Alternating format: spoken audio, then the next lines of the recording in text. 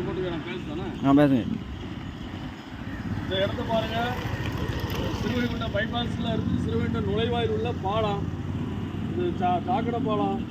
2 தினங்களுக்கு முன்பாக தான் இந்த பாலம் போடப்பட்டது. பாதி பாலம் பிட்டு முடிச்சு 2வது பிட்டு முடிச்சிருக்கு. போட்டு 2 நாள் அவ்வளோ பாருங்கள் எப்படி வெடிச்சிருக்கு பாருங்கள். காங்கிரீட் லட்சம் இந்த லெவலில் இருக்குது. இந்த கான்ட்ராக்டுக்காரங்க இது மறுசீராய்வு செய்து பாலத்தை திரும்ப இடித்து திரும்ப போட வேண்டும்.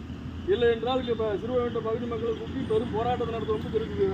இது தாங்காது. பாரு, இப்போவுமே போட்டு 2 நாளே வெடிச்சு இது உள்ள வரைக்கும் இறங்கிடும். எத்தனை பஸ்ஸு பள்ளிக்கூடத்து வேணும், பள்ளிக்கூடத்து பிள்ளைகள் இந்த வழியாக தான் போயிட்டு இருக்கு. இங்கேருந்து தூத்துக்குடி மெயின் ரோடு இருக்குது. இந்த ரோடு இந்த மாதிரி இருந்துச்சுன்னா எப்படி வாங்க? இது என்ன, எவ்வளோ நிதி ஒதுக்கியிருக்காங்க, என்ன வேலை நடந்துருக்கிறதா மறுசீர்வாதம் செய்ய வேண்டும் கண்டிப்பாக.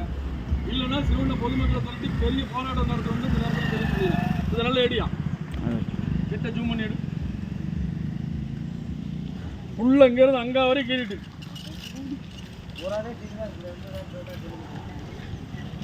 2 நாள் கூட அவளை போட்டு பூரா கீறிட்டு பாருங்க. ஃபுல்லாகவே வெடிப்பு, கீறி துண்டு துண்டா நிற்கி. இதில் எத்தனை பள்ளிக்கூடத்து வேணும் போகுது. சிறுவைகுண்டம் தூத்துக்குடி மெயின் பிரதான சாலை இது. இந்த பாலத்தை கடந்து தான் தூத்துக்குடிக்கு போக வேண்டியிருக்கு. ஏரல், பெருங்குளம், முக்காணி எல்லா லைனுக்கும் தான் மெயின் பாதை. அரிசி குடோனுக்கு தான் வரும். ஆமாம், சிவில் சப்ளை குடோனுக்கு அரிசி பெரிய கனரக வாகனத்தில் அரிசி ஏற்றி இந்த இதுதான் வருது. இது மிகப்பெரிய ஆபத்தை உண்டாக்கும்.